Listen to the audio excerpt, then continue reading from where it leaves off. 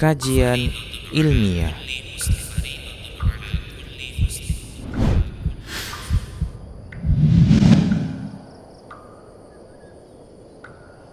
Bismillahirrahmanirrahim. Assalamualaikum warahmatullahi wabarakatuh. Innal hamdalillah nahmaduhu wa nasta'inuhu wa nastaghfiruh wa na'udzu billahi min shururi anfusina wa min sayyiati a'malina.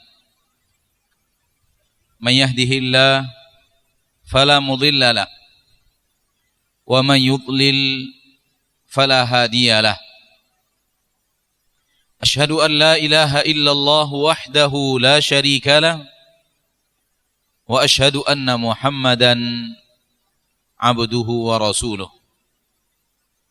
Sallallahu alaihi wa ala alihi wa ashabihi wa man tabi'ahum bi ihsanin ila yaumiddin wa sallama tasliman katsira.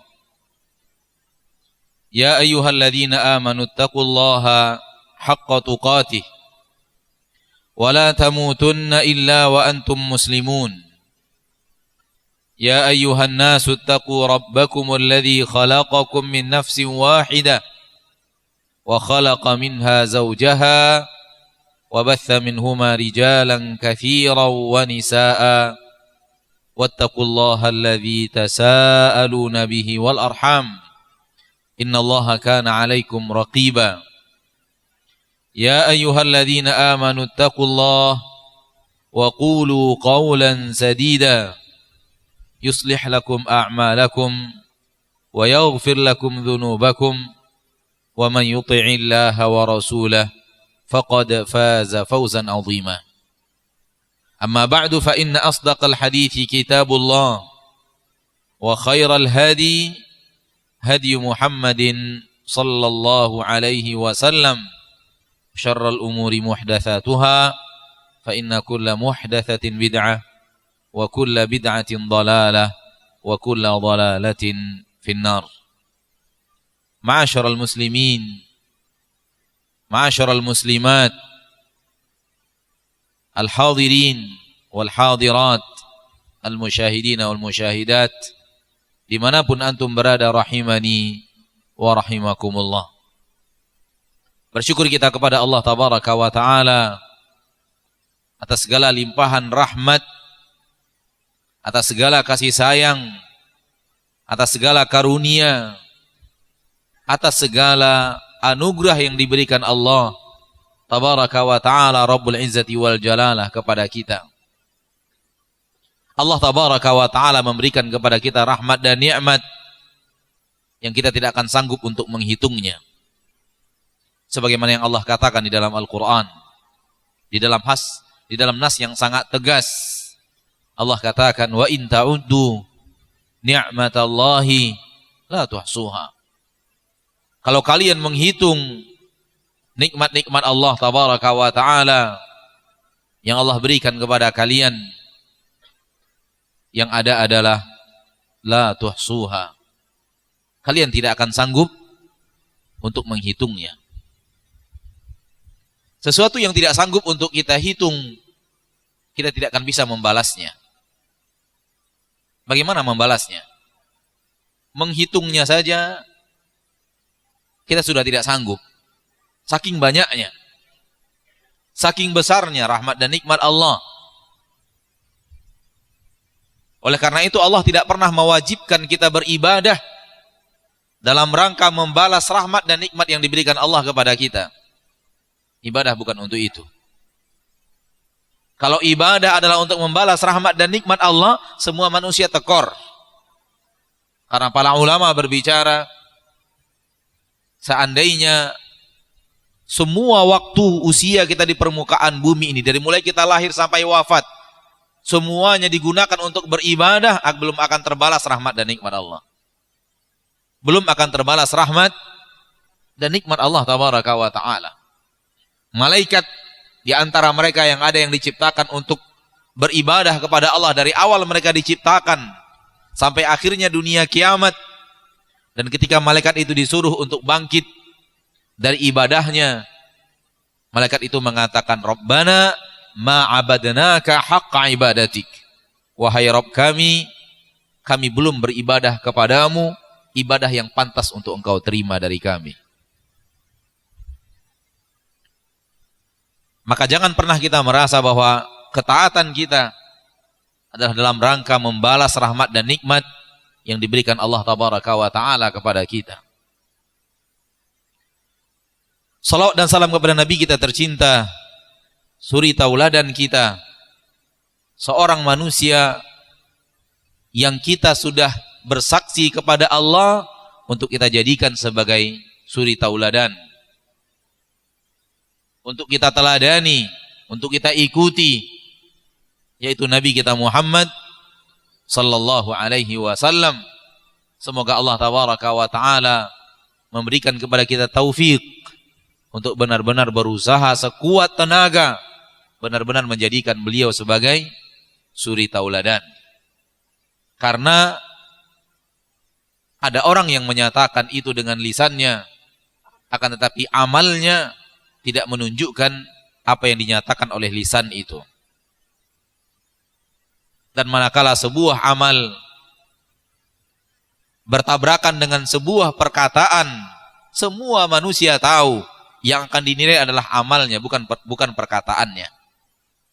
Manakala amalan berbeda dengan perkataan, manakala perbuatan tidak sama dengan perkataan, semua manusia menilai adalah perbuatannya, bukan perkataannya. Karena perkataan yang bertabrakan dengan perbuatan, perkataan yang bertabrakan dengan amalan, itu adalah perkataan palsu, perkataan dusta. Maka orang yang mengatakan suri tauladannya adalah Nabi Muhammad sallallahu alaihi wasallam, kemudian amalannya tidak menunjukkan bahwa dia meneladani Rasulullah sallallahu alaihi wasallam, yang ada pada dirinya adalah dia tidak meneladani Rasulullah sallallahu alaihi wasallam. Kalau dia mengatakan Rasulullah sebagai suri tauladan, namun amalannya menunjukkan bahwa dia mengikuti para bintang yang tidak berhak untuk dikatakan bintang.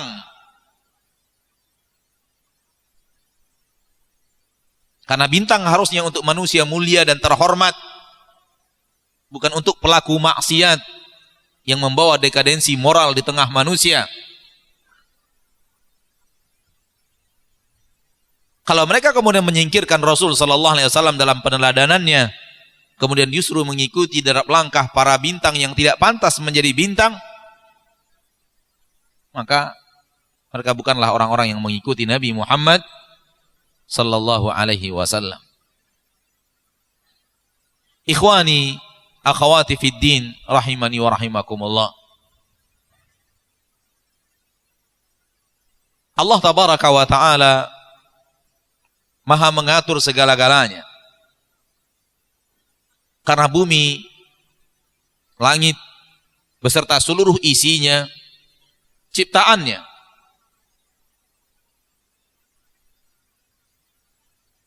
miliknya. Dan dia yang mengatur segala-galanya.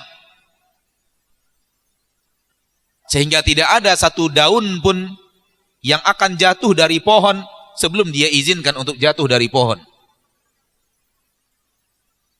Dan kita tidak tahu berapa triliun setiap detik dedaunan akan jatuh dari pohon di seluruh permukaan bumi ini. Dan itu tidak akan ada yang meninggalkan dahan dan pohon dan jatuh ke permukaan bumi kecuali dengan izin Allah Subhanahu wa Ta'ala. Demikianlah Allah yang maha mengatur segala-galanya, dan tidak ada yang keluar dari aturannya.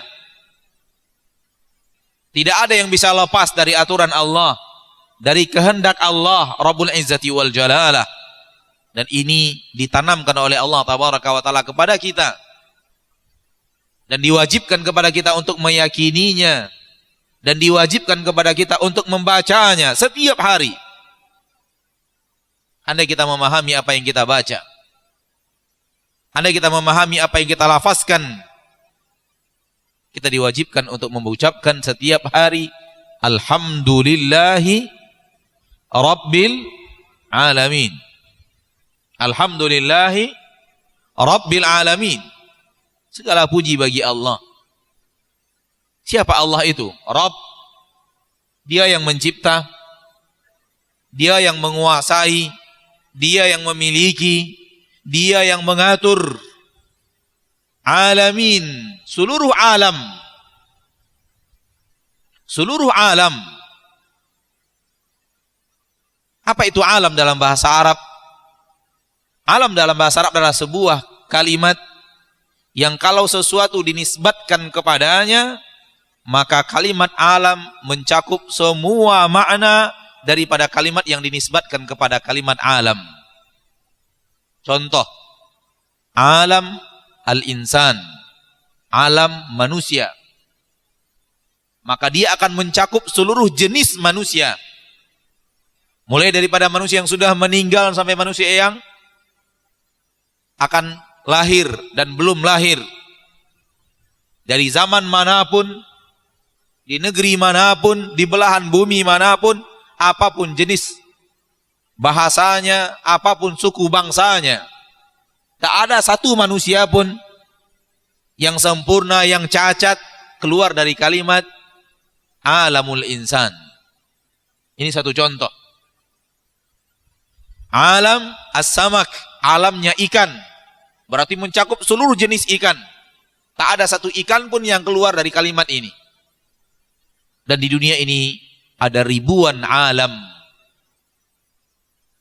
Alam malaikat, alam jin, alam air, alam dedaunan dan pepohonan, alam hewan, itu pun beraneka ragam yang sangat banyak, yang tidak bisa disebutkan satu persatu. Dan masih banyak jenis hewan yang tidak diketahui manusia, berada di hutan belantara atau berada di samudra yang sangat luas, luar biasa, tidak diketahui manusia. Awan, angin, gunung, dan semua itu yang ngaturnya siapa? Allah. Yang menciptakannya, yang mengaturnya, yang memilikinya Allah tabaraka wa ta'ala Rabbul Izzati. Semua ini diatur oleh Allah dan tidak ada yang bisa keluar dari aturan Allah subhanahu wa ta'ala.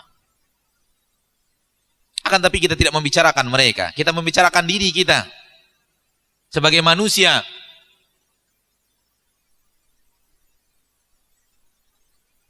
Karena kewajiban kita adalah mengurus diri kita agar selamat di saat nanti Allah tabaraka wa ta'ala meminta pertanggungjawab. Karena kita punya tugas yang sangat berat, yaitu mempertanggungjawabkan apa yang kita kerjakan di permukaan bumi ini nanti di hadapan Allah subhanahu wa ta'ala. Semoga Allah meliputi kita dengan rahmat dan ampunannya. Semoga Allah tabaraka wa ta'ala meliputi kita dengan maghfirahnya. Ini adalah pekerjaan sangat berat yang nanti pasti kita kerjakan. Ma minkum min ahad illa sayukallimuhu rabbuh laisa bainahu wa bainahu turjuman. Hadis sahih dari Imam Bukhari. Tak ada seorang pun daripada kalian melainkan suatu saat Rabb-nya, Rabb yang menciptakannya, yang memilikinya, akan langsung berbicara kepadanya. Sekarang Allah berbicara kepada kita melalui wahyu. Wahyu yang disampaikan kepada para nabi. Dan untuk kita umat terakhir adalah Nabi Muhammad sallallahu alaihi wasallam. Allah berbicara kepada kita melalui wahyu tapi. Ini dia ayat-ayatnya. Ini dia perkataannya. Al-Quranul Karim adalah wahyu-wahyu Allah. Kalam-kalam ilahi yang dengannya ia berbicara kepada kita. Namun suatu saat dia akan langsung berbicara kepada kalian. Laisa bainahu wa bainahu turjuman. Tak ada penterjemah antara Allah dan kalian yang langsung diajak bicara oleh Allah Subhanahu wa taala. Ini kejadiannya nanti. Nanti di akhirat, di yaumil hisab. Ma'asyiral muslimin, ma'asyiral muslimat, al-hadirin wal hadirat rahimani wa rahimakumullah. Keputusan Allah tabaraka wa taala atas apa yang terjadi, ini yang disebut dengan takdir.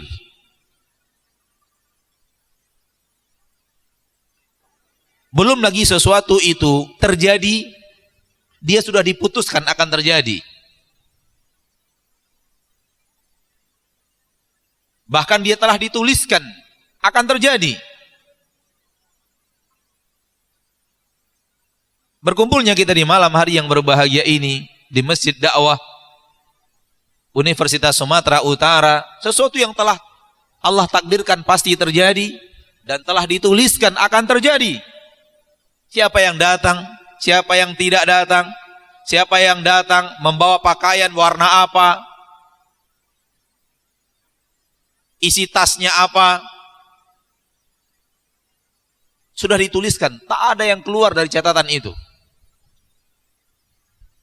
Dan tulisan itu yang disebut dengan tulisan Lauhul Mahfuz itu telah ditulis bahkan sebelum langit dan bumi diciptakan oleh Allah tabaraka wa taala Rabbul Izzati wal Jalalah.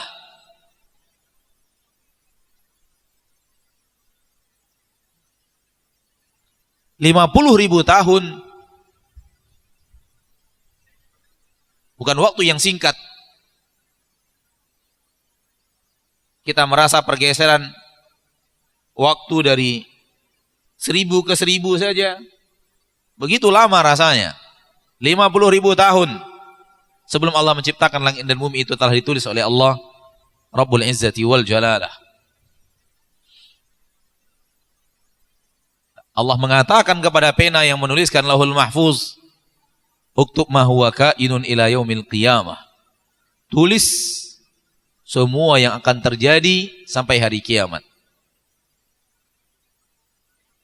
Dan pena itu pun menulis di lembaran-lembaran yang disebut dengan lembaran Lauhul Mahfuz semua yang akan terjadi sampai hari kiamat. Tak ada yang keluar dari catatan itu. Sekecil apapun terjadi di permukaan bumi sampai hari kiamat ditulis di sana.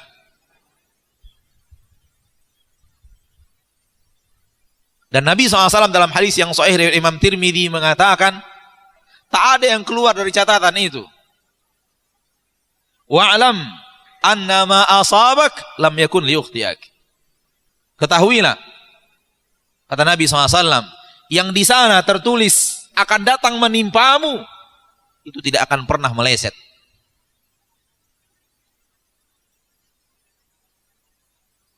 Wa anna ma akhta'ak lam yakun liyusibak. Dan ketahui juga bahwa sesuatu yang tidak akan pernah menimpamu itu tidak akan pernah datang menimpa. Rufi'al qalam. Pena telah diangkat oleh Allah, tidak akan menulis lagi. Wajaffati suhuf. Dan lembaran sudah kering. Tidak basah lagi, sudah kering. Maka tidak ada perubahan di dalam catatan Lauhul Mahfuz. Yang tercatat di sana akan menimpa, dan tak akan bisa meleset. Yang tercatat di sana tidak akan datang menimpa, bagaimanapun orang berusaha mendatangkannya kepada kita. Ini akidah muslim. Ini akidah muslimah yang wajib untuk dia yakini kalau ingin menjadi muslim dan muslimah.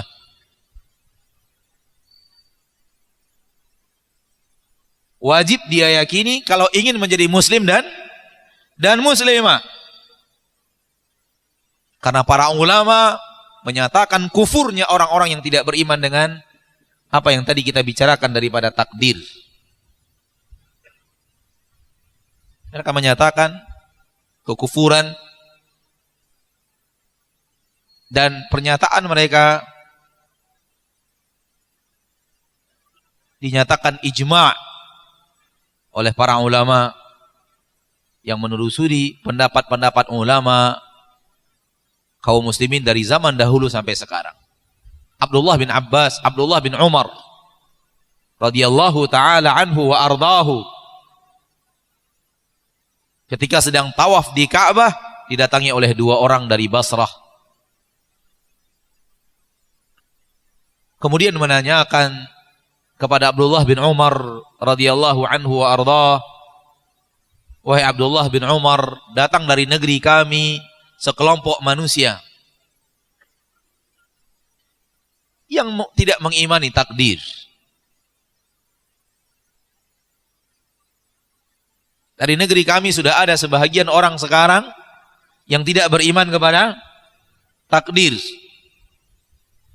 Kata Abdullah bin Umar, beritahu mereka, saya sahabat Nabi Muhammad SAW yang tahu agama Nabi Muhammad SAW. Saya berlepas diri dari mereka. Saya bukan mereka dan mereka bukan saya. Beritahu mereka, kalau mereka berinfak emas sebesar gunung Uhud. Gunung Uhud itu ribuan kali besarnya masjid kita ini. Atau jutaan kali besarnya masjid kita ini. Kalau mereka berinfak emas sebesar gunung Uhud, Allah tidak akan terima daripada mereka infak itu sampai mereka beriman dengan takdir. Maka berhati-hati, terkhusus imbauan kami berikan kepada para mahasiswa dan mahasiswi.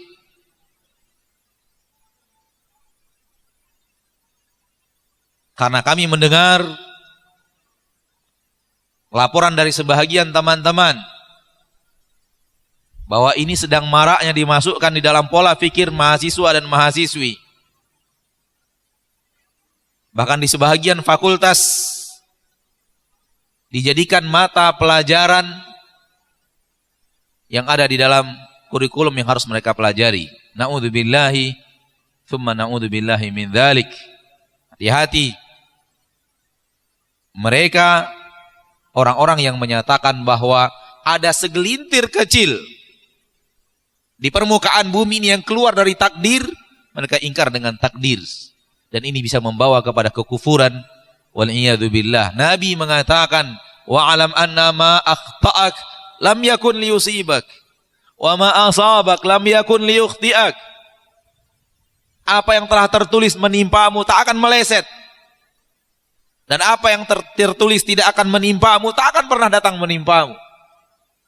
Sekecil apapun. Di dalam Al-Quran Allah katakan, wa ma tasqutu min waraqatin illa ya'lamuha. Tidak ada satu lembar daun pun yang jatuh dari pohonnya kecuali dengan ilmu Allah Subhanahu wa taala. Maka jangan pernah tertipu dengan kepintaran dan kepiawaian mereka membawakan dengan ilmu bahasa mereka dan bermain logika mereka, menyampaikan kepada antum dan antunna bahwa ada bahagian daripada permukaan bumi ini yang bukan takdir Allah. Semuanya adalah takdir. Allah berfirman dalam surat Al-Qamar ayat ke-49, inna kulla syai'in khalaqnahu biqadar. Sesungguhnya segala sesuatu, kulla syai', segala sesuatu, semuanya, khalaqnahu biqadar, kami ciptakan dengan takdir. Segala sesuatu kami ciptakan dengan takdir. Tak ada yang keluar, semuanya kata Nabi. Kata Allah tabaraka wa ta'ala dalam Al-Quran surah Al-Qamar yang tadi. Dalam ayat yang lain surah Al-Hadid ayat 22, Allah tabaraka wa ta'ala mengatakan hal yang semakna dengannya. Ma asabakum min musibatin fil ard wala fi anfusikum illa fi kitab. Tidak ada sesuatu pun yang akan menimpa kalian di bumi. Sesuatu yang terjadi di alam semesta. Wala fi anfusikum. Tidak juga ada sesuatu yang terjadi pada diri kalian langsung. Pada diri kalian masing-masing. Illa fi kitab. Melainkan semuanya telah ada dalam catatan kitab. Min qabli an nabra'aha, sebelum segala sesuatunya terjadi dan diciptakan untuk terjadi. Inna dzalika 'ala Allah yasir. Yang demikian itu bagi Allah enteng. Yang demikian itu bagi Allah mudah. Di dalam ayat yang lain Allah mengatakan wala ratbin wala yabisin, tak ada yang basah dan tak ada yang kering illa fi kitabim mubin, kecuali semuanya tertulis di dalam kitab yang sangat nyata. Terdapat dalam surah Al-An'am ayat 59. Tak ada yang basah di permukaan bumi, tak ada yang kering, berarti semuanya. Karena di permukaan bumi kalau tidak basah apa? Kering.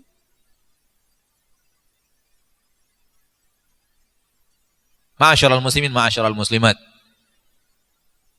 Khusus kepada Anda ya, yang mungkin mereka pandai berbicara, pandai membawakan muqaddimah yang intinya adalah manusia bisa menciptakan perbuatannya sendiri.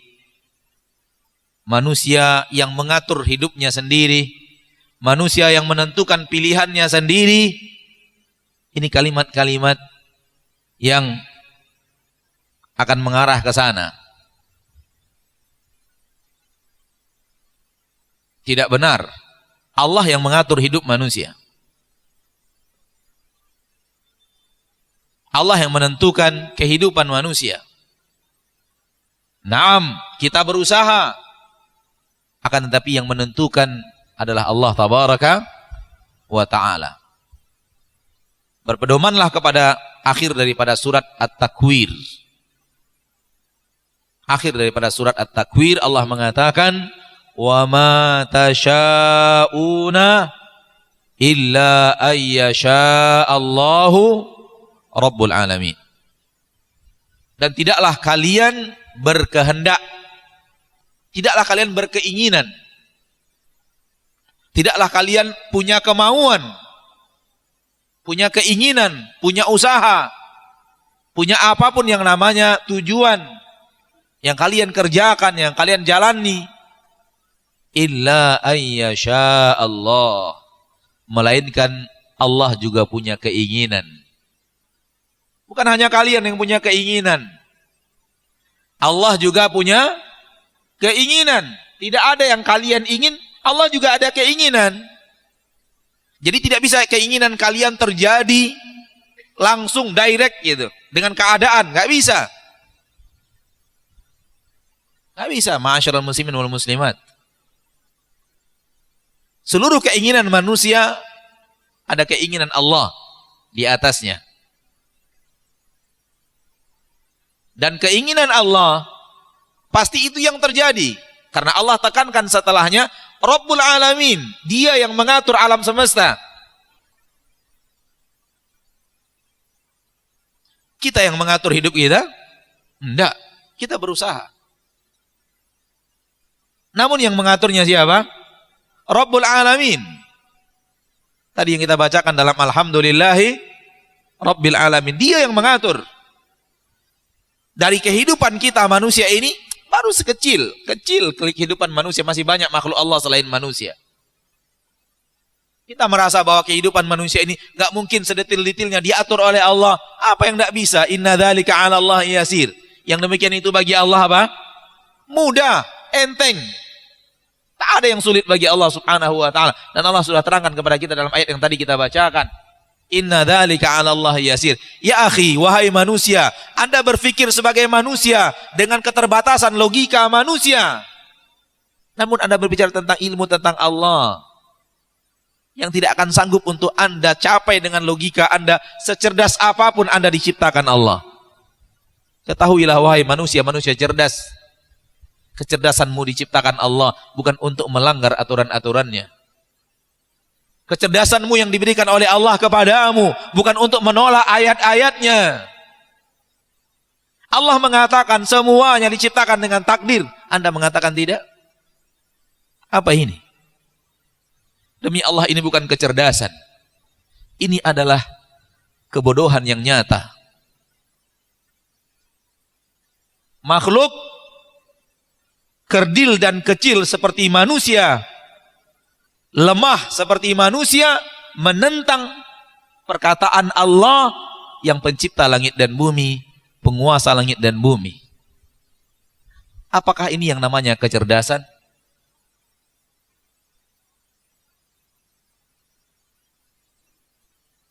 Ya akhi, akal gunakan untuk memahami ayat Allah, bukan digunakan untuk melihat kesalahan yang ada di dalam ayat Allah.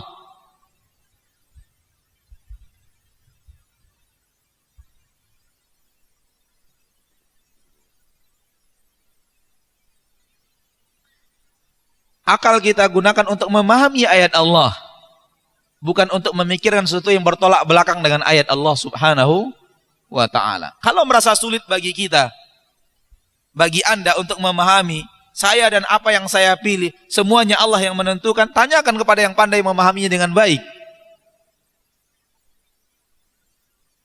InsyaAllah kita lanjutkan materi setelah melaksanakan salat Isya berjamaah. Wa sallallahu wasallam wa baraka wa an'am ala abdihi wa rasulihi Muhammad. Alhamdulillahi rabbil alamin, wa bihi nasta'in ala umurid dunya wad din. Asyhadu an la ilaha illallah wahdahu la syarika lah, wa asyhadu anna Muhammadan abduhu wa rasuluh sallallahu alaihi wa ala alihi wa ashabihi wa man tabi'ahum bi ihsanin ila yaumiddin wa sallama tasliman katsira. Amma ba'd. Ikhwani wa akhwati fid din, rahimani wa rahimakumullah. Sebelum kita melaksanakan salat Isya tadi, kita telah bacakan beberapa ayat tentang bahwa segala sesuatu telah ditakdirkan Allah Subhanahu wa ta'ala, dan segala sesuatu terjadi dengan takdir Allah Subhanahu wa ta'ala. Termasuk diantaranya kita dan apa yang kita inginkan, kita dan apa yang kita usahakan, kita dan apa yang kita kerjakan. Seorang pencuri di zaman Umar ibn Khattab menjadi khalifah tertangkap,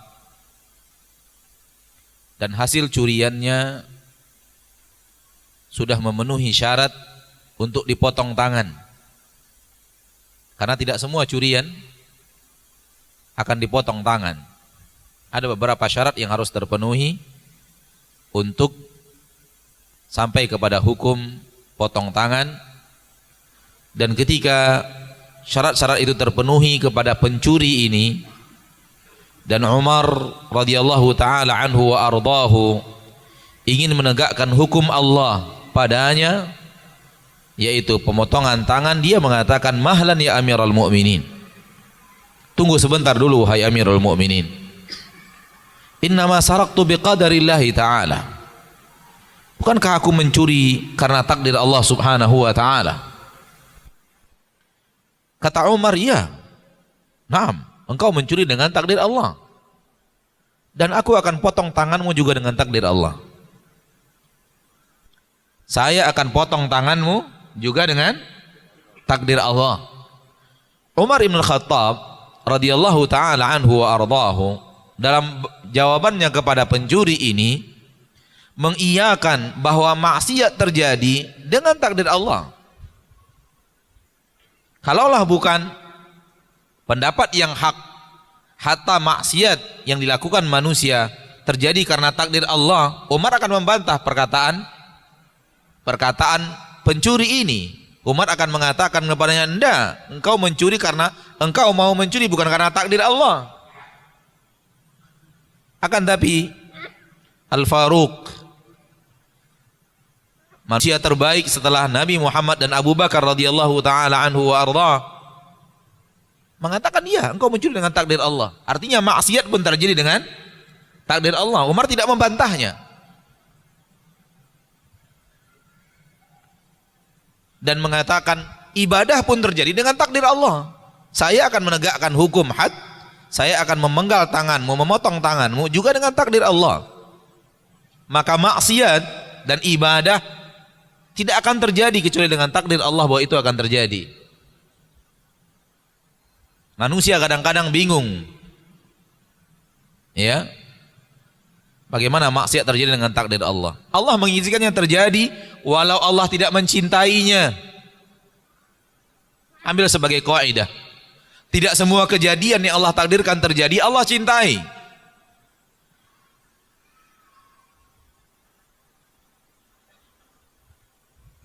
Sebahagian takdir yang terjadi tidak dicintai oleh Allah, dan Allah menerangkannya kepada kita di dalam Al-Quran.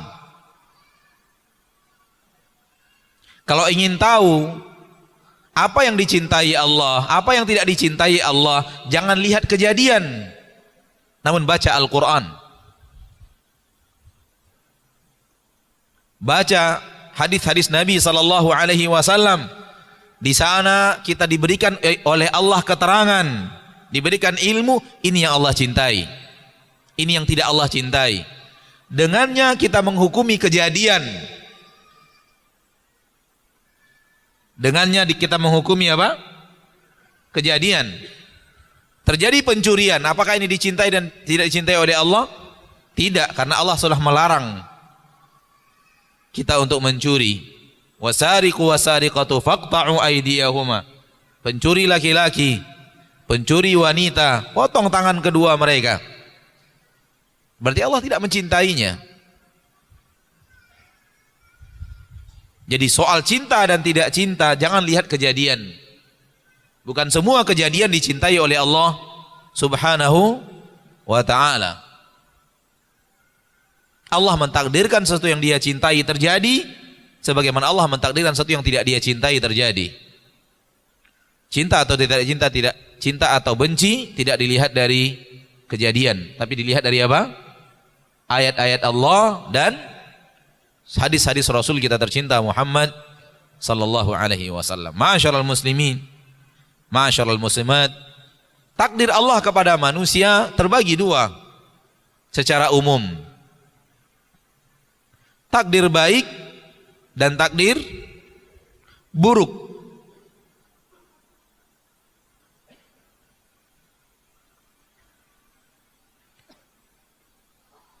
Wa tu'mina bil qadari khairihi wa syarrih. Engkau beriman kepada adanya takdir Allah. Di dalam hadis yang sahih dari Imam Bukhari dan Muslim, engkau beriman dengan takdir Allah tabaraka wa taala yang baik ataupun yang buruk.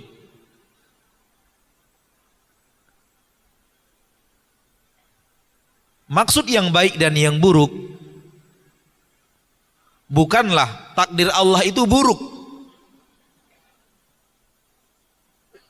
Ada takdir yang baik dan ada takdir yang datangnya dari Allah, takdir itu buruk, bukan itu maksudnya. Tetapi baik dan buruk ma'asyiral muslimin dari sudut pandang manusia yang menerima datangnya takdir itu. Karena Allah tidak pernah mentakdirkan sesuatu yang buruk. Takdir Allah tidak pernah buruk. Namun baik dan buruk dilihat dari kita yang mendapatkan takdir itu. Menurut kita ini baik, menurut kita ini buruk, menurut kita ini rahmat yang kita sukai, berarti takdir baik. Menurut kita ini petaka, bencana yang tidak kita inginkan terjadi, berarti ini takdir yang buruk dari sudut kita melihatnya. Adapun keburukan tidak boleh dinisbatkan kepada Allah dan takdirnya. Nabi SAW dalam hadis sahih mengatakan wasyarru laisa ilaik. Keburukan tidak boleh diberikan kepadamu. Allah tidak pernah mentakdirkan sesuatu yang buruk. Namun baik dan buruk dari sudut pandang manusia terhadap sesuatu yang datang kepadanya.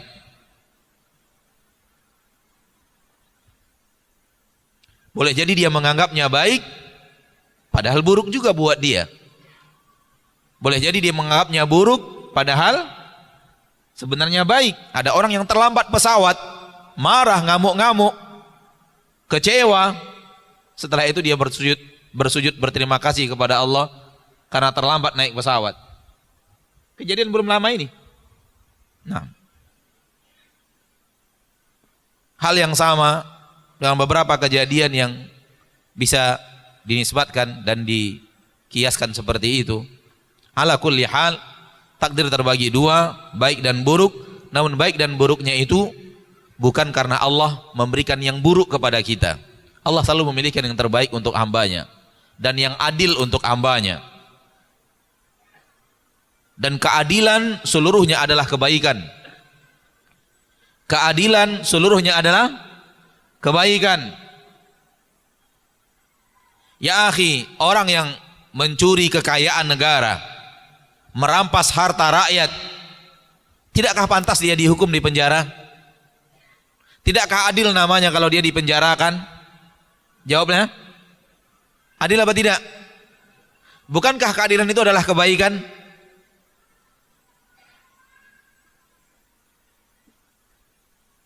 Bukankah keadilan itu adalah kebaikan?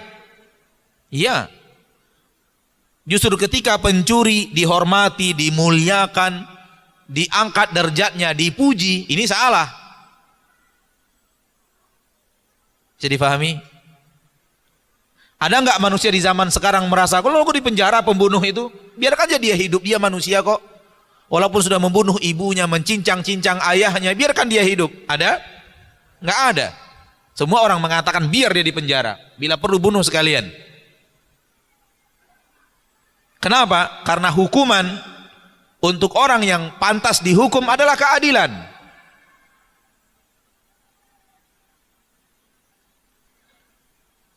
Maka pencuri, pezina, penipu, orang yang tidak mau salat, orang yang kufur kepada Allah dan Rasulnya tidak pantas berada di surga Allah. Keadilan Allah meletakkan mereka di mana? Di neraka. Itu yang adil. Untuk dia neraka itu buruk, tapi takdir Allah ketika meletakkan dia di neraka adalah keadilan. Dan semua keadilan adalah kebaikan. Umat Islam di zaman kita sekarang ini banyak melakukan pelanggaran dan pelanggaran syariat. Kita tidak bisa lagi berbicara, saking banyaknya pelanggaran syariat terjadi dan dilakukan oleh umat Islam setiap hari. Jangan jauh-jauh, di negeri kita, di kota kita, di negara kita, kita tidak bisa lagi tutup mata tentang kesalahan-kesalahan syariat yang tiap hari dilakoni, siang dan malam. Kemudian Allah Tabaraka wa Ta'ala menjadikan umat Islam di zaman kita sekarang, minimal di negeri kita sekarang, dikercilkan orang, dikerdilkan orang, disudutkan orang, difitnah orang. Keadilan dari Allah Tabaraka wa Ta'ala Rabbul Izzati wal Jalalah kepada kaum yang tidak mau mengamalkan syariatnya. Berbeda dengan kaum yang berjuang mati-matian mengamalkan ayat-ayat Allah, mengamalkan hadis-hadis Rasulullah SAW. Lihat bagaimana Allah angkat mereka, lihat bagaimana Allah muliakan mereka, lihat bagaimana ketika mereka mulai memegang kepemimpinan di bawah Nabi Muhammad SAW, belum genap 25 tahun mereka menguasai dunia.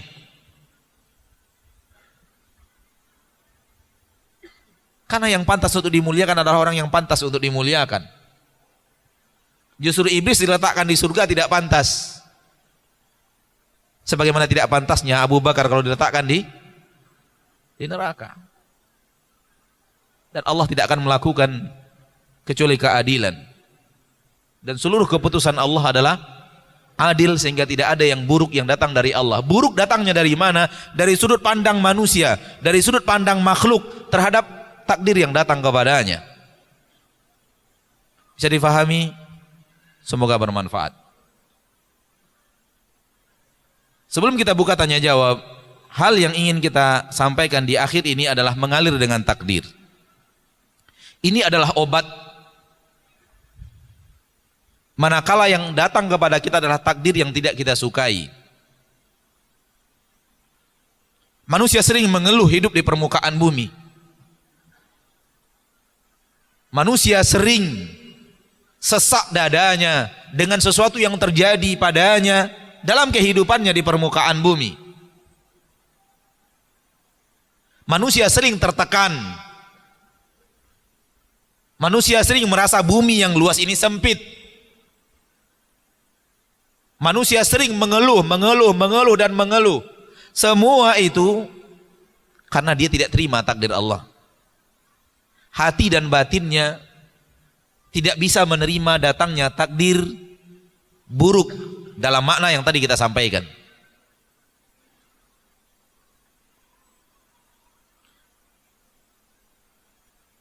Berusahalah hidup sebagai seorang hamba, benar-benar sebagai seorang hamba. Hamba sifatnya bukan mengatur, tapi diatur. Hamba sifatnya bukan pemberi keputusan, tetapi dia di bawah keputusan.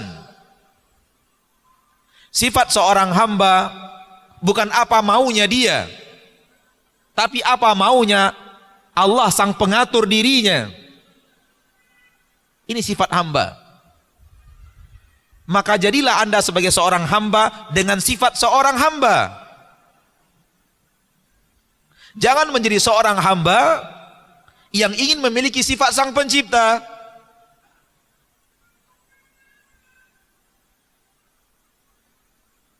Allah memutuskan apapun yang akan terjadi, walaupun bertabrakan dengan apa yang kita inginkan.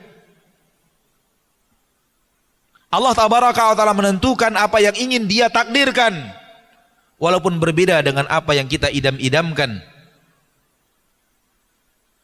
Tugas kita sebagai seorang hamba ridho dengan keputusan takdir Allah dan tidak pernah menentang apa yang Allah tentukan di dalam takdirnya. Allah takdirkan kita dengan takdir yang menurut kita berat, entah sakit atau yang lainnya, kekurangan harta, kekurangan yang lainnya, kekurangan nyawa, ada yang meninggal dunia dan semacamnya, bangkrut, ditipu, tabrakan, dan yang lainnya. Banyak sekali hal-hal yang terjadi dalam hidup kita. Sebenarnya yang kita inginkan bukan itu, yang kita harapkan bukan itu yang terjadi, namun yang terjadi adalah itu. Karena takdir yang akan datang kepada kita seperti yang tadi, kebaikan dan keburukan. Terkadang Allah menimpakan kepada kita kebaikan yang kita sukai dan kita senangi. Kadang yang Allah berikan kepada kita yang tidak kita sukai.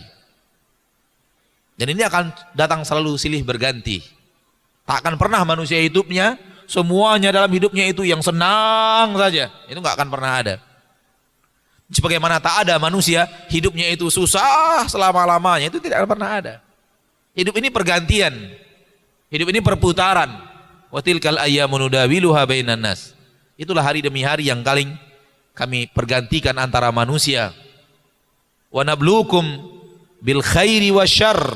Allah katakan di dalam Al-Quran surah Al-Anbiya, kami akan uji kalian dengan keburukan dan kebaikan. Buruk adalah yang tadi, mudarat datang. Baik adalah yang tadi, sesuatu yang kita sukai datang, nikmat datang. Wa nabluukum bisyarri wal khair. Kami akan uji kalian dengan kami memberikan kepada kalian yang tidak sukai datangnya, dan kami akan uji kalian dengan kami berikan kepada kalian sesuatu yang baik yang kalian sukai datangnya. Wa iyamsaskallahu bidur. Kalau Allah timpakan kepada kalian mudarat, ini yang tidak baik, sesuatu yang tidak kita sukai datang, mudarat. Kita tidak ingin datangnya mudarat, kita ingin datangnya adalah rahmat. Fala kashifa lahu illahu. Tidak ada yang bisa mengangkat mudarat itu kecuali Dia. Wa iyamsaska bi khair. Kalau Ia berikan kepada kalian yang baik, lihat yang tadi apa yang diberikan oleh Allah, mudarat kepada kita.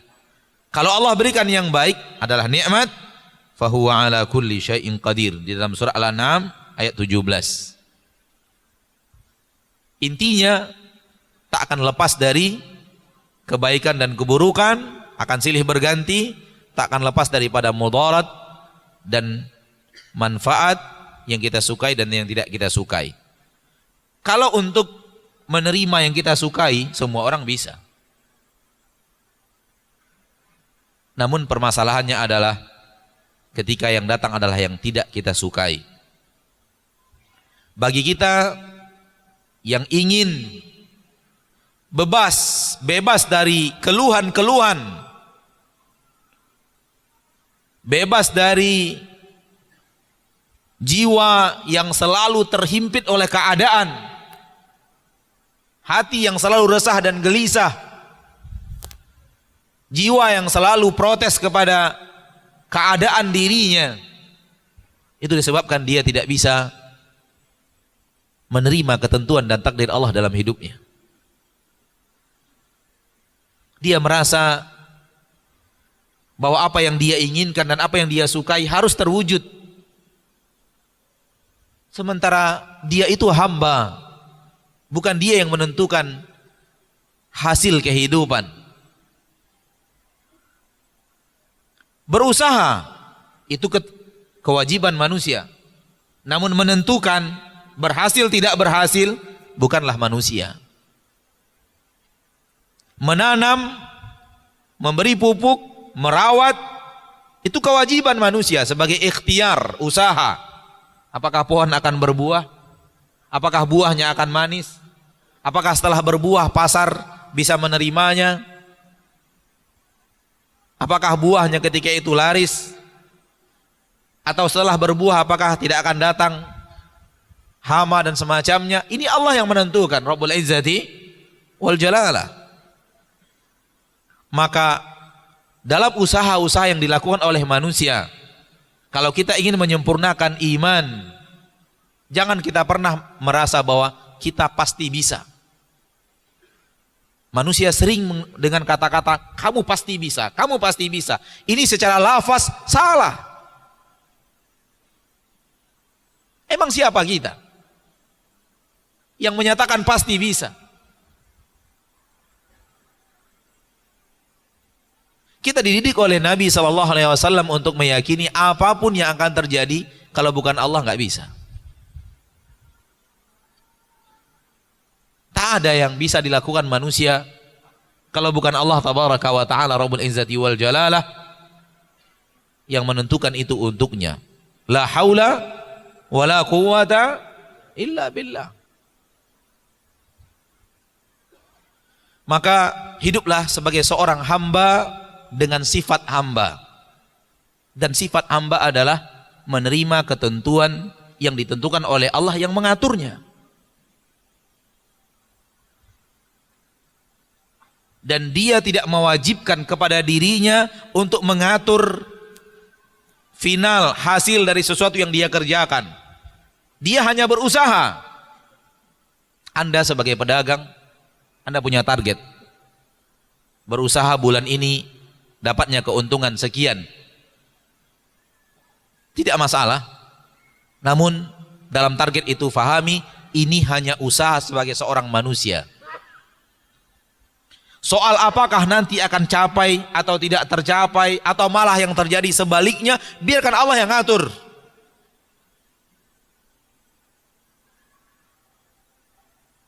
Supaya kemudian ketika yang terjadi, Anda siap dengan segala keadaan. Apakah tercapai sesuai dengan target? Alhamdulillah.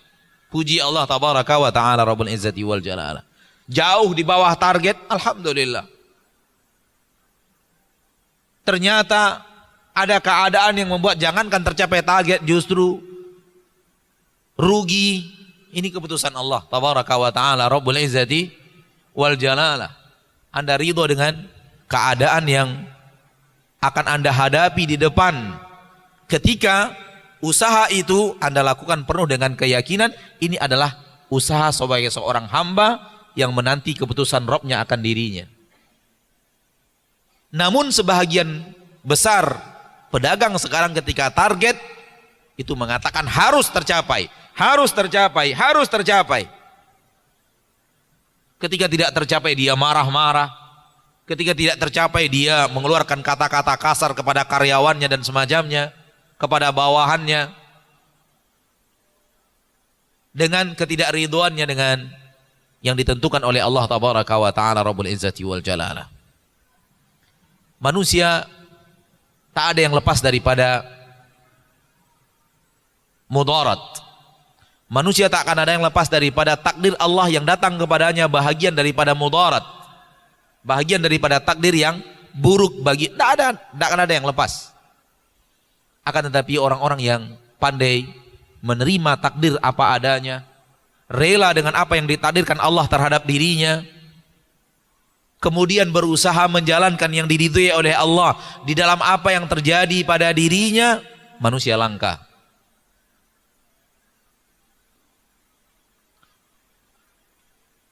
Betapa banyaknya sekarang manusia hidup suami istri belum menikah. Kemana-mana keluhannya belum punya anak, belum punya anak, belum punya anak, belum punya anak, belum punya anak. Sekarang kita temukan dia mengeluh kepada kita belum punya anak. 5 tahun yang lalu, 5 tahun yang akan datang masih mengeluh belum punya anak. Kalau hidup untuk mengeluh terus, hidup akan susah. Coba terima takdir Allah tidak punya anak itu. Jangan mengeluh.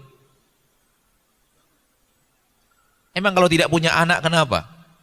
Berhenti kenikmatan hidup kalau tidak punya anak? Berhenti bisa menikmati hidup kalau tidak punya anak? Seolah-olah seluruh kehidupan dunia ini hanya anak itu satu-satunya nikmat Allah. Anda tidak melihat kepada nikmat-nikmat yang lain yang patut Anda syukuri? Apakah tidak punya anak tidak bisa menghambakan diri kepada Allah? Apakah dengan tidak punya anak tidak bisa untuk mencapai akhirat, mencapai surga Allah Tabaraka wa Ta'ala? Semua jawabannya tidak.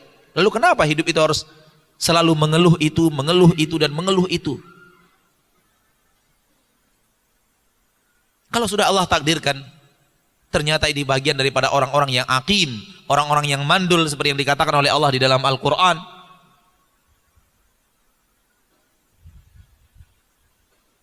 Wa yaj'alu man yasha'u 'aqima. Sebahagian manusia ada yang kami takdirkan hidup mandul, enggak punya anak. Kalau sudah Allah takdirkan, ternyata kita yang dipilih oleh Allah Tabaraka wa Ta'ala, cek kesehatan ternyata kita mandul, tak mungkin punya keturunan melalui ilmu manusia, maka mengalirlah dengan takdir. Berarti saya beribadah dengan cara yang lain, saya bertakarub kepada Allah dengan cara yang lain, saya mencari surga dengan cara yang lain.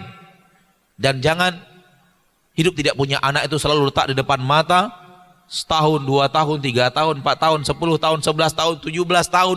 Itu saja yang dikeluhkan. Terlalu banyak nikmat Allah yang Anda harus syukuri dibanding hilangnya satu nikmat yang bernama anak. Taib, ada orang yang diberikan anak kepada Allah Tabaraka wa Ta'ala. Apakah dia bahagia dengan anak itu? Belum tentu. Betapa banyak orang tua yang menangis karena anaknya. Betapa banyak orang tua yang semakin sulit hidupnya dan kesulitan hidup itu datang dari anaknya. Betapa banyak orang tua yang menderita karena anaknya. Belum tentu juga ketika punya anak Anda akan bahagia. Artinya bukan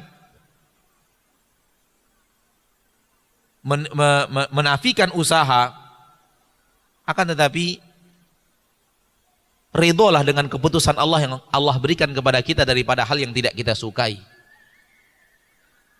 Ada sebagian orang anaknya lahir autis, tapi dia ridho dengan keputusan Allah dan dia tidak mengeluhkan keberadaan anak itu, dan dia usahakan apa yang bisa dia usahakan kepada anaknya. Kalau anak orang sekolah di sekolah-sekolah biasa, tentu anaknya tidak bisa sekolah di sekolah biasa. Namun dengan sabarnya didatangkan guru untuk membacakan ayat-ayat Allah kepada anaknya.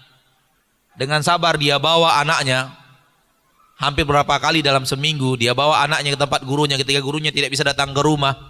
Sekarang anak itu sudah hafal 1 juz. Kalah anak-anak orang lain yang normal dengan anaknya yang autis. Dan orang tua tetap akan bahagia melihat anaknya membaca Al-Quran. Intinya bahwa hiduplah dengan menerima ketentuan Allah dan tidak protes dengan ketentuan Allah itu, kemudian berusaha untuk berbuat apa yang bisa kita buat sebagai usaha manusia, dan jangan berusaha untuk melantang menentang takdir Allah dan tidak rela dengan keputusan Allah Subhanahu wa taala.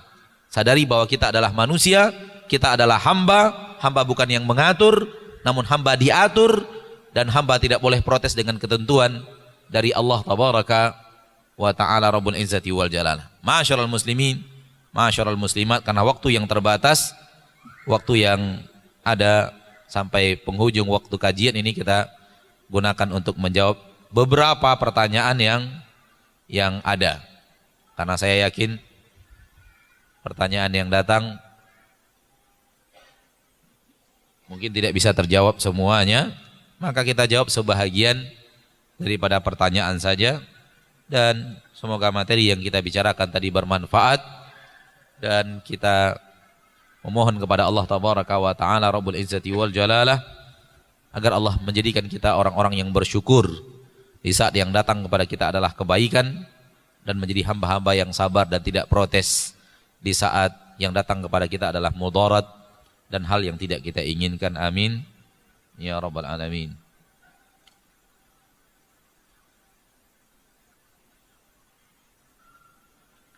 Semoga yang hadir di majlis ilmu ini pada malam ini dimudahkan Allah untuk masuk ke dalam surga Firdaus. Amin ya rabbal alamin. Ustadz, apakah takdir itu bisa dirubah dengan doa?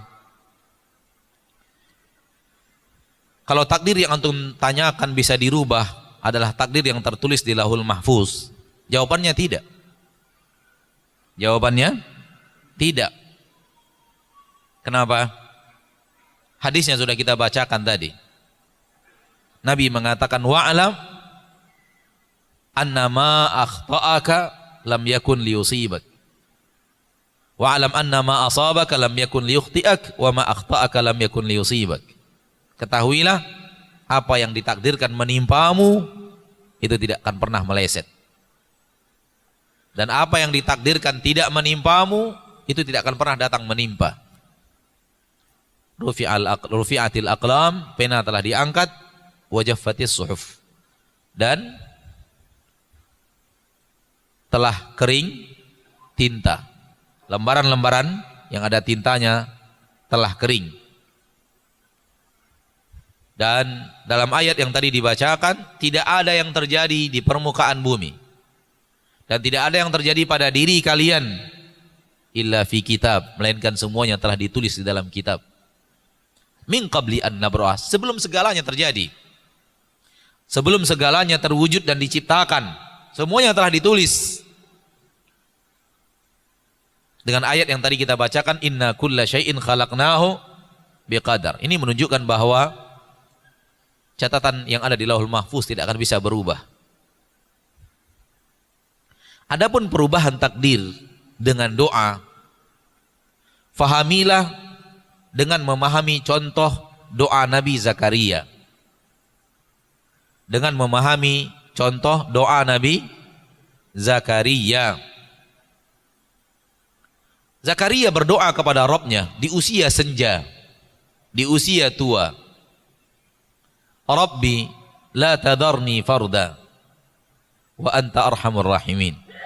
Wahai Rabbku, jangan biarkan aku sendirian.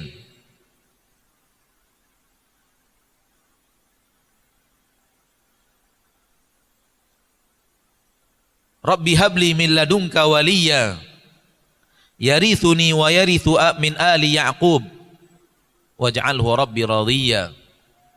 Artinya Nabi Zakaria minta kepada Allah keturunan di usia senja. Padahal istri Nabi Zakaria mandul. Sekarang istrinya yang mandul itu pun sudah tua. Mandul dan tua, dua-duanya penghalang kehamilan. Sekarang kedua-dua penghalang kehamilan itu bersatu di istrinya Nabi Zakaria. Orang yang sudah tua bisa hamil? Secara takdir, secara tidak, sudah habis. Nggak, orang tua nggak bisa hamil. Menurut ilmu kedokteran sekarang 41, 42 sudah jangan lagi hamil, bahaya. Menurut ilmuwan tradisional, oke lah sampai 48, 49 masih oke. Ya di atas 49, 50 biasanya tidak. Dan sudah berbahaya untuk kehamilan. Sekarang sudah tua, sudah 60, 70 tahun. Nggak ada lagi yang hamil di usia segitu. Tua saja penghalang kehamilan. Ditambah mandul. Dan yang tua ini, waktu dia subur-suburnya, di usia subur mandul, nggak bisa dapat anak. Namun Nabi Zakaria berdoa kepada Allah. Apa yang terjadi? Diturunkan malaikat. Diturunkan Allah malaikat kepada Nabi Zakaria, diberikan kabar gembira bahwa dia akan diberikan anak. Ketika diberikan anak pun Nabi Zakaria bertanya, apakah masih bisa lahir anak? Saya sudah tua, istri saya sudah tua dan mandul. Jawaban malaikat, iya. Rabbmu bisa menciptakan. Kamu juga dulunya tidak ada. Allah yang ciptakan kamu. Segalanya tidak ada yang tidak bisa dilakukan oleh Allah. Takdir Nabi istri Zakaria yang awalnya mandul, di usia subur tidak punya anak, dan sekarang mandul itu pun sudah menjadi tua. Takdirnya adalah wanita yang mandul. Berubah takdir itu menjadi wanita yang melahirkan dengan apa? Dengan doa. Dan Allah yang menerangkan kepada kita, doa Nabi Zakaria dikabulkan Allah, sehingga takdirnya berubah. Yang awalnya mandul jadi tidak mandul. Fahim tuh? Jadi doa itu adalah bagian daripada ikhtiar manusia yang kalau dikabulkan akan merubah sesuatu terjadi dalam hidup kita. Maka jangan berhenti berdoa kepada Allah. Kita punya anak yang susah diatur, jangan hanya usaha kita mendidiknya tanpa berdoa kepada Allah tabaraka wa taala. Boleh jadi satu doa kita di malam hari tahajud bisa merubah hidupnya dengan izin Allah ketika dia dikabulkan. Mudah-mudahan doa kita bersafar merubah hidupnya. Kalau ataupun tidak, ketika kita hidup minimal sebelum dia meninggal dunia, si anak itu meninggal dunia, berubah hidupnya kepada ketaatan dan kesolehan. Sehingga seorang muslim tidak berhenti daripada berdoa kepada Rabbnya kebaikan.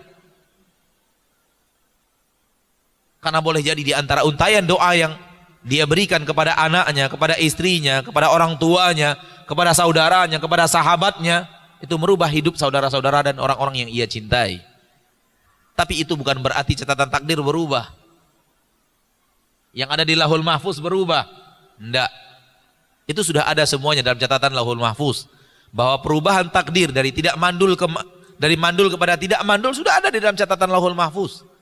Namun perubahan itu adalah buah daripada apa? Daripada doa. Wallahu ta'ala a'lam. Sebagian ulama mengatakan bisa berubah tapi yang bukan di Lauhul Mahfuz. Karena takdir tidak hanya Lauhul Mahfuz, catatan tidak hanya Lauhul Mahfuz. Ada catatan harian, ada catatan umur, ada catatan tahunan. Namun yang ada di Lauhul Mahfuz sudah jelas keterangannya dari Nabi, tidak akan berubah.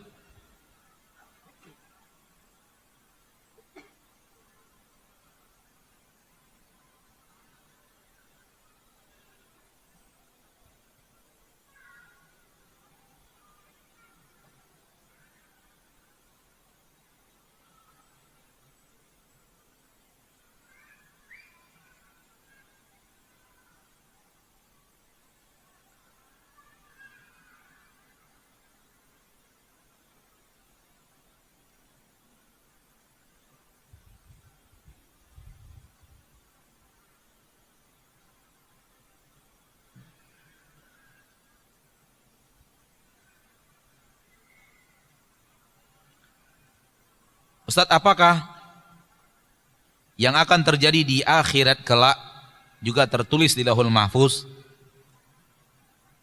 Seperti apa yang kita lakukan di surga atau di neraka kelak? Mohon penjelasannya.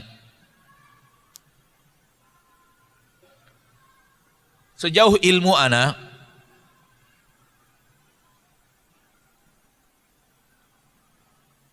termasuk bahagian daripada catatan takdir adalah kita termasuk penduduk neraka atau penduduk surga. Masing-masing kita telah ditentukan takdirnya ke surga atau ke neraka. Semoga Allah takdirkan semua kita yang ada di sini ke surga Allah tabaraka wa taala dan orang-orang yang kita cintai. Yang ke surga tanpa singgah ke neraka. Amin ya rabbal alamin. Karena ada manusia, sebahagian manusia yang ke surga namun pakai singgah. Pakai singgah dulu di neraka baru kemudian ke surga. Kalau kita berdoa kepada Allah, mintalah surga tanpa singgah ke neraka. Minta surga kepada Allah dan minta perlindungan dari neraka Allah Rabbul Izzati wal Jalala. Itu sudah ada dalam catatan takdir. Adapun pertanyaan ini bahwa apakah semua yang ada di akhirat kelak juga tercatat dalam catatan takdir? Maka kita tidak ada ilmunya dalam masalah ini. Ilmu yang ada pada kita, sejauh ilmu yang ada, takdir yang catatan Lauhul Mahfuz, perintah Allah, uktub ma huwa kainun ila yaumil qiyamah. Catat seluruh yang akan terjadi sampai hari kiamat. Sampai hari kiamat. Dan hari kiamat belum lagi akhirat. Hari kiamat belum lagi akhirat, masih hari dunia. Namun batas terakhir usia dunia ini adalah hari kiamat. Allah menyuruh qalam mencatat di dalam lembaran Lauhul Mahfuz akan apa yang akan terjadi sampai hari kiamat. Ya. Namun apa yang terjadi setelah hari kiamat, wallahu alam, tidak ada dalilnya bahwa ini adalah bahagian yang tercatat dalam Lauhul Mahfuz. Wallahu alam.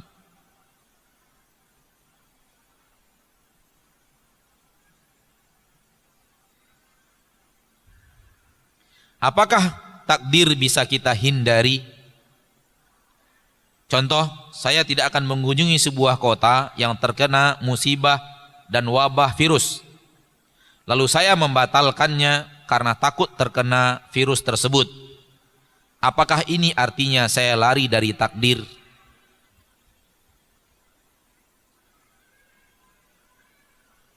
Ini namanya usaha untuk sehat.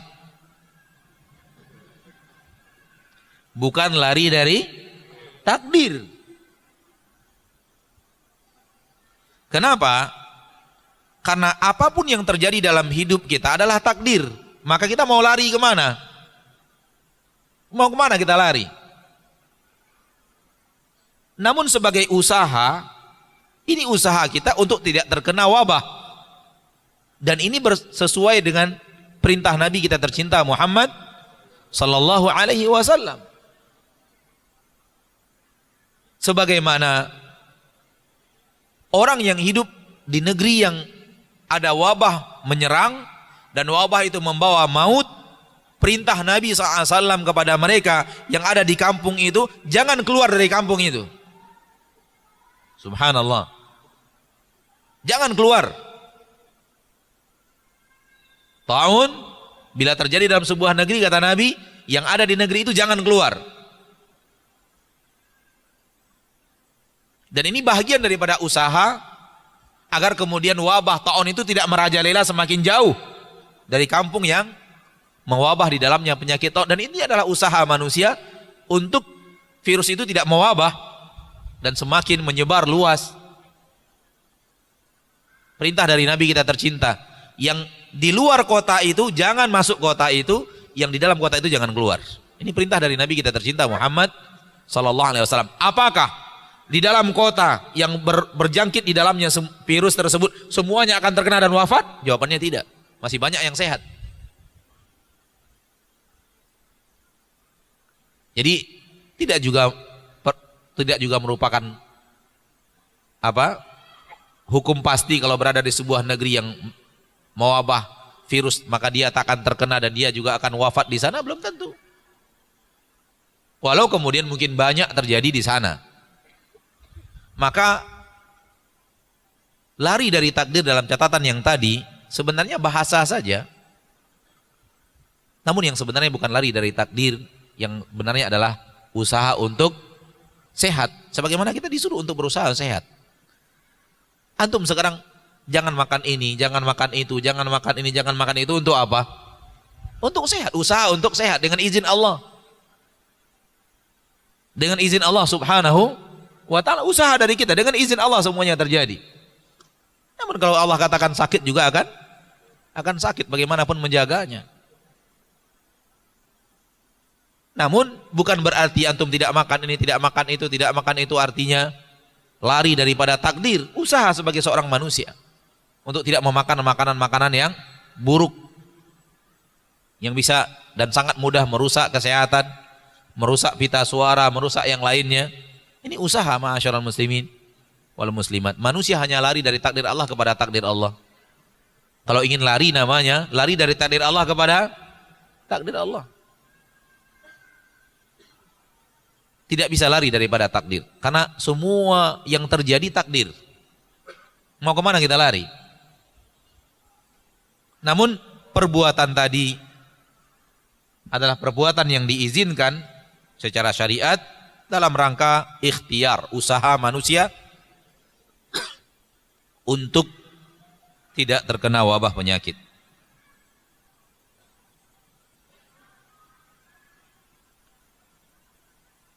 Apakah Allah sudah menuliskan juga setiap takdir manusia dalam perkara masuk surga atau neraka? Sudah kita jawab tadi? Sudah kita jawab. Kita tambahkan sedikit, mumpung juga ditanyakan. Allah mentakdirkan dan memberikan keputusannya, dan itu nilai dari hasil perbuatan kita. Itu semua adalah nilai dari hasil apa? Perbuatan kita, perbuatan manusia. Kalau kemudian Allah takdirkan sebagai hasil kehidupannya adalah neraka, sebenarnya dia yang telah terlalu banyak menempuh jalan ke neraka, dan Allah tidak menzoliminya. Dan antum jangan pernah sampai iblis atau bala tentaranya memasukkan sesuatu dalam pikiran antum, percuma kita ibadah kalau akhirnya akan ke neraka. Tak pernah Allah berkata seperti itu di dalam Al-Quran. Allah berkata kepada orang yang rajin beriman dan beribadah kepada Allah, janjinya Allah janjikan surga. Betul tidak? Wa'adallahu alladhina amanu wa amilu salihat.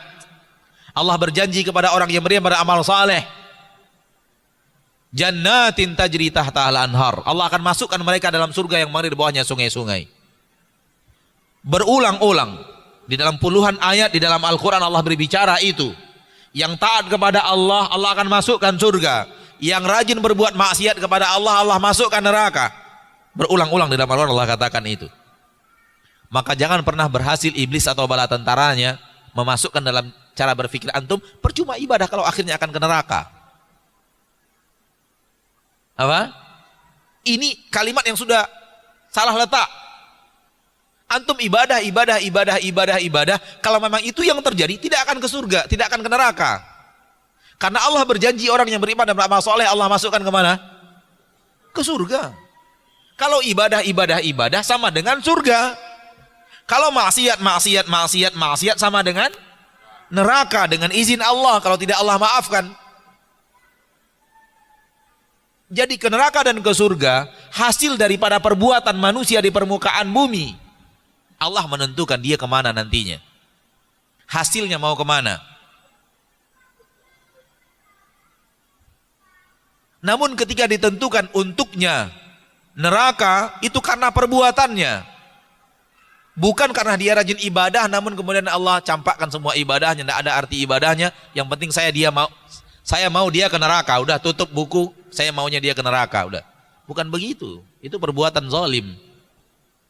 Allah berjanji, kalian yang mau beriman dan beramal saleh, Allah berjanji masukkan ke surga. Ketahuilah bahwa Allah lebih ingin menyelamatkan kita dari neraka, lebih daripada kita ingin selamat dari neraka. Ana ulangi, Allah lebih ingin menyelamatkan kita dari neraka lebih daripada inginnya kita selamat dari neraka. Oleh karena itu orang-orang yang benar-benar ingin dan serius ingin selamat dari neraka, serius dia ingin selamat dari neraka, Allah tidak akan pernah sampai akhir hayatnya dia seperti itu, Allah tidak akan pernah mengecewakannya. Maka jangan sampai salah pasang. Jangan sampai salah pasang. Ibadah rekanannya, kawannya adalah surga. Maksiat rekanan dan kawannya adalah neraka. Jangan akhirnya dipasang. Nggak apa-apa kita berbuat maksiat. Kalau Allah takdirkan kita ke surga. Kapan Allah bilang pelaku maksiat tempatnya surga? Nggak ada. Maka ini adalah tipu daya iblis membolak-balikkan pasangan. Membolak-balikkan pasangan. Pasangan ibadah adalah surga, pasangan maksiat adalah neraka. Kemudian dia bolak-balikkan, dia tukar-tukar. Agar kemudian merusak pola pikir manusia. Kalau manusia merasa bahwa takdir itu ya tergantung Allah, rajin pun tidak ibadah, percuma kalau Allah sudah tentukan kita akan neraka. Kalau begitu untuk apa Allah menyuruh dan menjanjikan surga kepada manusia? Kalau tidak bahagian daripada penilaian amal kita di permukaan bumi dan keseriusan kita, Allah mengatakan di akhirat, ya ibadi innama hiya amalukum usiha lakum thumma uwafikum iyyaha. Wahai hamba-hambaku, apa yang kalian dapatkan di akhirat ini amalan kalian. Amalan kalian. Aku simpankan, aku catatkan, aku rekap kejadian semuanya lengkap dengan saksi-saksinya dan tulisan-tulisannya, lalu aku kembalikan lagi kepada kalian. Maka yang masuk ke neraka karena perbuatannya dengan izin Allah dan takdir Allah subhanahu wa ta'ala. Na'udzubillahi min dzalik. Jadi tak ada yang dizolimi Allah ke neraka padahal dia adalah tidak pantas ke neraka. Enggak ada. Semua yang masuk neraka pantas ke neraka. Allah berfirman, la yaslaha illal ashqa. Tak ada yang masuk neraka kecuali manusia-manusia celaka. Tak ada manusia suci, manusia rajin ibadah, manusia ikhlas, manusia taat ke neraka. Enggak ada. La yaslaha illal ashqa. Enggak ada yang masuk neraka kecuali manusia-manusia celaka. Maka jangan pernah ada syubhat ini di kepala kita. Tak ada orang yang rajin ibadah, taat beribadah, akhirnya ke neraka. Kalau ada orang yang kelihatan rajin ibadah, taat ibadah, ternyata wafatnya maksiat dan wafat di atas maksiat, fahamlah kita ibadahnya selama ini tipu muslihat. Kamuflase. Ibadahnya di hadapan manusia, di belakang manusia dia berbuat maksiat. Allah bongkar di saat kematiannya. Agar manusia tahu, ini bukan orang baik. Itu dia hadis yang sulit difahami oleh sebahagian manusia, sebagian orang dengan ada orang beramal amalan ahli surga, kemudian akhirnya dia beramal amali neraka dan masuk ke neraka. Itu adalah manusia-manusia yang mempertontonkan ibadah dan ketaatan kepada orang lain di hadapan orang lain, namun ketika orang tidak melihatnya dia bukan seperti itu. Dan Allah mengetahui kehidupannya di depan manusia atau di belakang manusia. Satu pertanyaan terakhir pada malam ini biiznillahi azza wa jal.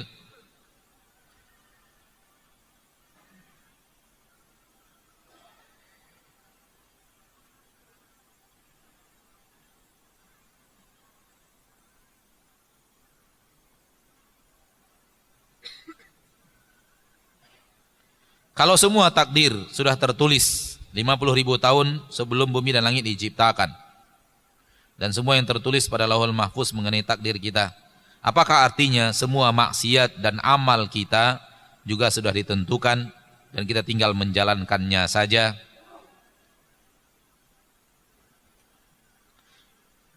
Kalau pertanyaan seperti ini dibawakan ke dalam realita nyata, maka Yang ada adalah manusia tidak punya pilihan. Dia tinggal menjalankannya saja. Ya, saya ulangi. Apakah artinya semua maksiat dan amal kita juga sudah ditentukan dan kita tinggal menjalankannya? Berarti kita tidak punya pilihan, tinggal menjalankannya. Sementara tadi ketika antum mau ke masjid ini, pilihan antum atau antum dipaksa? Hah?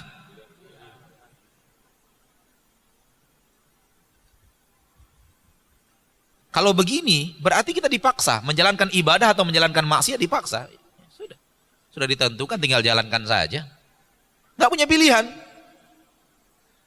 Padahal tadi ketika mau ke masjid ini, ada pilihan. Aduh, ini ada sesuatu, ada tamu nih. Tapi kajian kita pilih kajian. Dan Allah takdirkan terjadi. Pilihan, kita datang. Atau ketika antum mau berbuat maksiat, apakah pernah terasa dipaksa gitu berbuat maksiat? Atau memang antum yang memang mau gitu? Yang mana satu sebenarnya? Memang kita yang mau, kita yang berusaha untuk melakukannya, atau kita tidak mau tapi badan kita tuh dipaksa itu melakukannya gitu? Yang mana satu? Kita yang mau kan? Nah, itu artinya tidak bisa dalam hidup ini dikatakan tinggal menjalankannya saja. Kenapa? Karena kita diberi oleh Allah keinginan. Akhir surat Takwir. Wa ma tasyauna, tidaklah kalian berkehendak. Berarti kita punya kehendak, kita punya kemauan, kita punya keinginan, baik maksiat atau ibadah. Ketika manusia berbuat maksiat, dia mau berbuat maksiat. Dia punya pilihan untuk berbuat maksiat. Ketika manusia ingin berbuat ibadah, beramal ibadah, dia yang ingin beribadah, dia yang memilih jalan ibadah. Karena dia ingin. Terjadi tidak terjadi, tergantung illa ayyasha Allahu Rabbul Alamin. Paham? Allah yang menentukan terjadi tidak terjadi. Seperti malam ini, kita ingin melaksanakan hadir di pengajian, kita ingin. Sebelum terjadi, belum tentu terjadi. Namun kalau sudah terjadi, fahamlah kita, antara keinginan kita dengan keinginan Allah sama. Kita ingin pengajian, Allah juga mentakdirkan kita hadir di pengajian. Karena di satu saat kita akan bertemu dengan keadaan kita ingin pengajian, gak jadi. Karena memang Allah tidak menginginkan kita terjadi pengajian untuk diri kita. Bisa? Sering sekali. Entah ustadznya sakit, ustadznya berhalangan, pesawatnya terlambat datang. Kita sudah ingin, tapi yang menentukan kejadiannya adalah Allah, terjadi atau tidak terjadi. Jemaah sudah berkumpul, bubar. Dan jangan sampai dibubarkan gara-gara parkir. Nah. Demikian juga dengan maksiat. Maksiat manusia ingin. Soal terjadi tidak terjadi tergantung ayyasha Allahu Rabbul Alamin. Tidak semua maksiat yang kita inginkan terwujud sesuai dengan yang kita inginkan. Kadang-kadang tidak terjadi. Ada saja halangannya. Ada sesuatu yang kemudian membuatnya tidak terwujud. Namun soal keinginan berbuat maksiat, manusia ingin berbuat maksiat. Oleh karena itu wajar dia diadab dengan keinginannya berbuat maksiat. Jadi jangan katakan tinggal menjalani.